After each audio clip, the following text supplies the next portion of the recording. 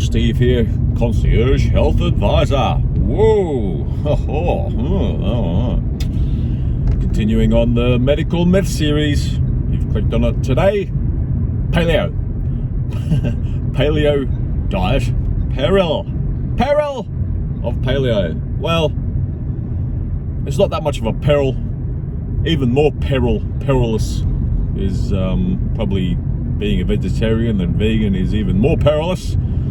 But you can still be a vegan or vegetarian and still do okay health-wise if you get enough micronutrients. This is the whole shtick that I go on about. But paleo in the middle somewhere, probably even better than paleo is perhaps carnivore. Or should paleo be ahead of carnivore? Split decision. Keto is top of the mainstream diet tree, and then you get keto 44, and that's the shtick I go on. The 44 part of the keto is eliminating 4 food categories, which is gluten, wheat, barley, rye, and oats, oils, all processed oils in a bottle, pretty much, fried food and burnt animal fat, and don't cook your meat more than medium rare, paleo and carnivore people, yeah? Sugars are out, which also includes limiting the amount of fruit. Yes, obviously general sugar as well, and this is part of the paleo and the carnivore peril part. If you're a carnivore or a paleo diet advocator or recipient or partaker, I do it for the bacon. Well, you're stuffed. The bacon, ham, pastrami, corned beef, spam, all the processed meats. That's the 4th category we need to eliminate, which is the foods, especially the processed meats, heavy in the nitrates and nitrites. That's the new carcinogen in town, and that's the 4th thing we need to eliminate. And then we add the next 4. The second 4, the 44, the micronutrients, the 4 categories of micronutrients that we require for longevity and health. And that is why I'm going to live longer than most of you, and that I'm fitter and slimmer than most of you. And that's what I want everybody to achieve, is health, wellness, and looking fab. Right, so you can do paleo, but these are the things you need to take note of. Pretty much in a nutshell, paleo is pretty much what we assume. What we assume that our ancestors, our pre-recorded history folk lived on, was killing a beast, cooking the beast, hunting and gathering, foraging for fruit, vegetables, and not grains. So pretty much being a carnivore with fruit and veg. Nuts and legumes in your diet as well. So that's pretty much the paleo diet. And what you need to consider being on a paleo diet is the fruit these days is not as our paleo ancestors used to eat. The fruit in our paleo past was less sugary, less fructose in it. That's why I say limit the amount of fruit in your diet. I probably have fruit 3 times a year. This much, 3 times a year. Yeah. So that's that part. Too much vegetables, not the best. Our go-to for vegetables is, we need fiber, we need minerals, we need vitamins, amino acids, and essential fatty acids. Yeah, that's fine. But it's not dependable. It's not dependable as our paleo past. There's a whole series of things that I need to go on that takes half an hour plus. The reason why we got here, it's a little bit messy, it's a little bit complex, it's a little bit, it's hard to grasp for some people. It's just, delve into all the material that I've got as part of my videos and on the podcast as well. How we got here. 5,000 years ago was the first step of how we got here, and then 140 years ago was the next step of how we got here. So anyway, it's not dependable. So your idea of eating vegetables for your minerals and all that sort of thing is not dependable, because if the minerals aren't in the soil, they're not in the food, and they don't end up into us, you see. So that's that part of the peril that we need to take care of. So there's the nitrates and nitrites in those people that love their crispy bacon. Out. If you want to be paleo, bacon is out. Well, it should be out, because you're increasing your carcinogenic risk and all that. There's also some thought that paleo diet is too much. Yes, paleo diet also excludes dairy. Oh my goodness, that's sacrilege to exclude dairy and egg, because the saturated fats that we require is sitting there ready, very concentrated in our dairy foods and our eggs. I formerly called my shtick that I'm on the 44 with a twist of dairy and egg. Probably 3/4 of my diet is dairy and egg in calorie terms, with a bit of rice, 1% corn if you take a week or a month into account, and that's pretty much my shtick. And that's why I'm looking fat, because I don't have any gluten in my diet, right? So if you're a paleo, you're having less gluten, but you got too much oils and sugars in your diet from the fruit, right? And there's this thing, if you do Google search the disadvantages of paleo, they're going to say, too much saturated fat equals too much cholesterol. And the reason why the paleo people tend to have too much cholesterol is oils and sugars. Too much oils and sugars equals the bad cholesterol, not saturated fat. We have a saturated fat deficiency. Should be doing that, because the mainstream says that we need to eliminate saturated fat. No, we need to increase saturated fat intake, which is also code for we are cholesterol deficient. And that, my dear viewer, listener, is the reason why we have fertility and mental health issues in the Western world especially, and it's creeping in to the Eastern world and everywhere else around the planet.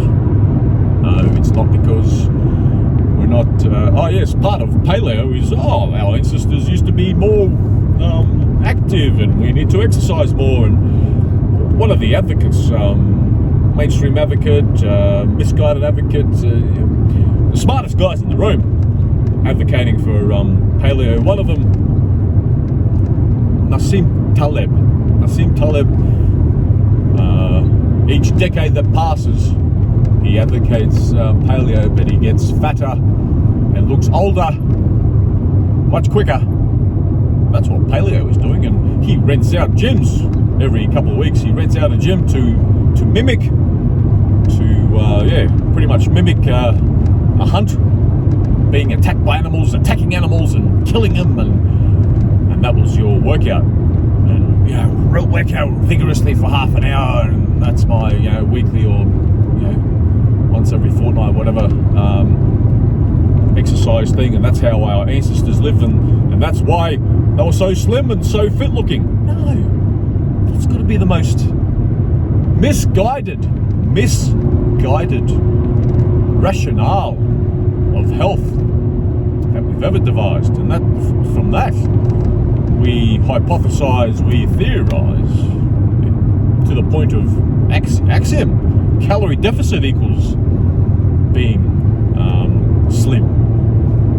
Now that's bad. We've treated calorie deficit and diet and exercise as a fact, just like the sun comes up in the morning. No,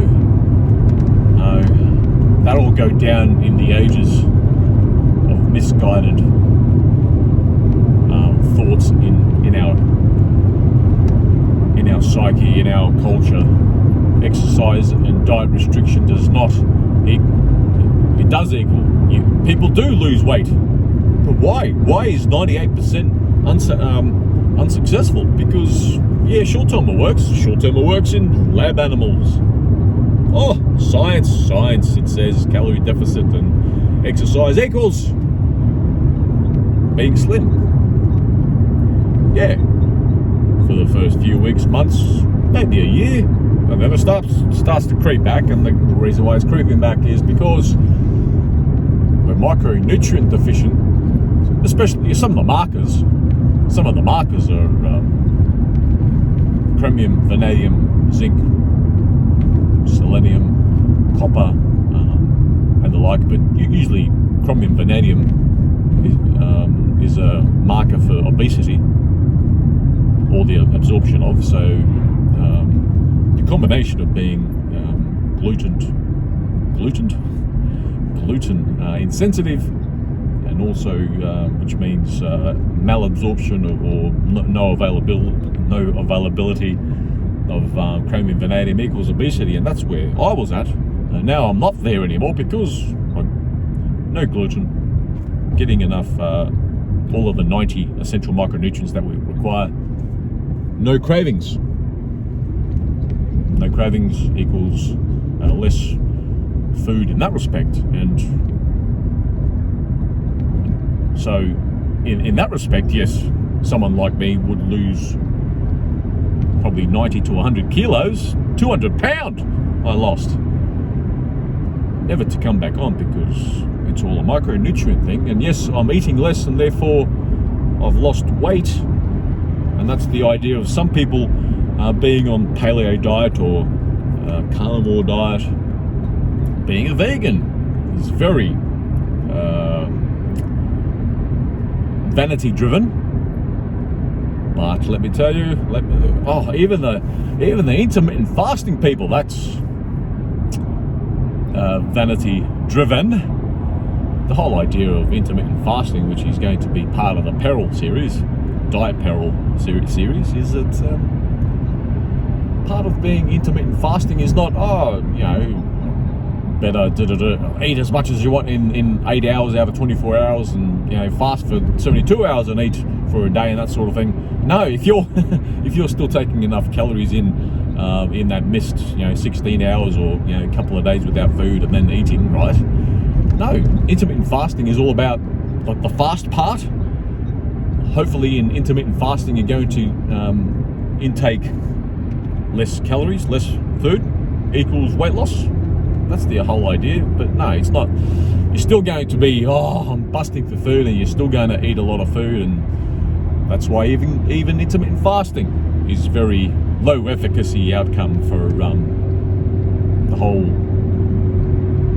keeping slim, losing weight reduction complex out there. So the paleos, which are vanity driven for the whole being fit and healthy and losing weight and that sort of thing, no. Yes, I said that calorie restriction and activity does lose weight, yes, but don't focus on that. Yes, I'm coming back to eating less. It's complicated. Yes, you eat less, what I'm advocating for, but you're also going to crave, not craving anymore if you're well nourished, satiated in your micronutrients. The paleo people have a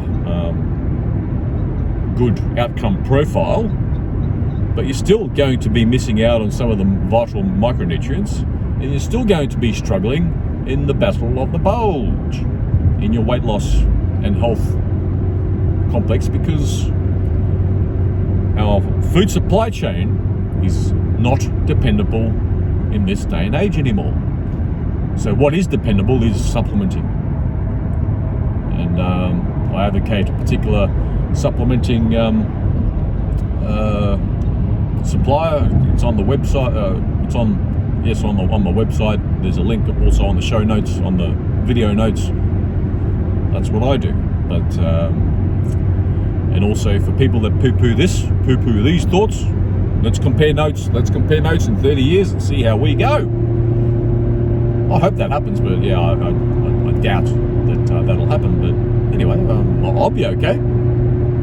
I hope you'll be okay, but I don't like your chances if you advocate paleo and you still have bacon and you're still eating a lot of fruit. Yeah, so that's some of the things to look out for: the nitrates, the oils burnt if you're cooking your meat.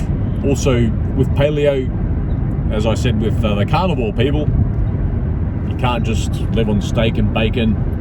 You need to include your organ meats for full, if you're not going to supplement, for your full availability of micronutrients, you need to eat your liver, your kidney, your brains, testicles.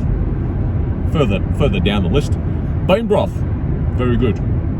But if you're just going to live on steak that's well done, no. Crispy bacon, no. That's going to slide the stats in high cholesterol levels for the mainstream to poo-poo on the paleo and the carnivore people, with the people that have their meat well done. Because if you cook your meat, especially the red meat, greater than medium rare, that's builds up the conditions for building up trans fats, heterocyclic amines, and acrylamides that end up in your circulatory system, building up atherosclerosis, which creates the whole cardiovascular syndrome disease complex. That's where that's at. It's not saturated fat. Let's compare notes in 30 years for those people that want to poo-poo this. So there you go. Nitrates. Don't overcook your red meat. If you do go paleo and or carnivore, no, paleo or carnivore, and limit the fruit intake if you're a paleo. And we need to think about supplementing in this day and age, because our food supply chain is not dependable with especially minerals. 60 essential minerals that we require. It's not in our food supply chain, and that is why we are getting a lot of autoimmune disease, chronic disease, and that is one of the reasons why we have a obesity epidemic and all the rest of the epidemic stuff out there. Autoimmune disease epidemic, and I'm gonna say something that may ban me, like even autism, cholesterol deficiency. Ouch, that might get me kicked off. But anyway, there you go. I've gone probably too long for something to have a discussion to be things to be wary about. But for the paleo diet. But I've already talked about Mediterranean and Okinawa diet, so I won't go into those. My next spiel will be keto, and then probably intermittent fasting. I'll probably incorporate keto in intermittent fasting, and just some of the things to look out for. But we're not out of the woods yet with all those diets: the keto, intermittent fasting, carnivore, paleo, vegan, vegetarian, all those diets, Mediterranean, Okinawa, all those diets.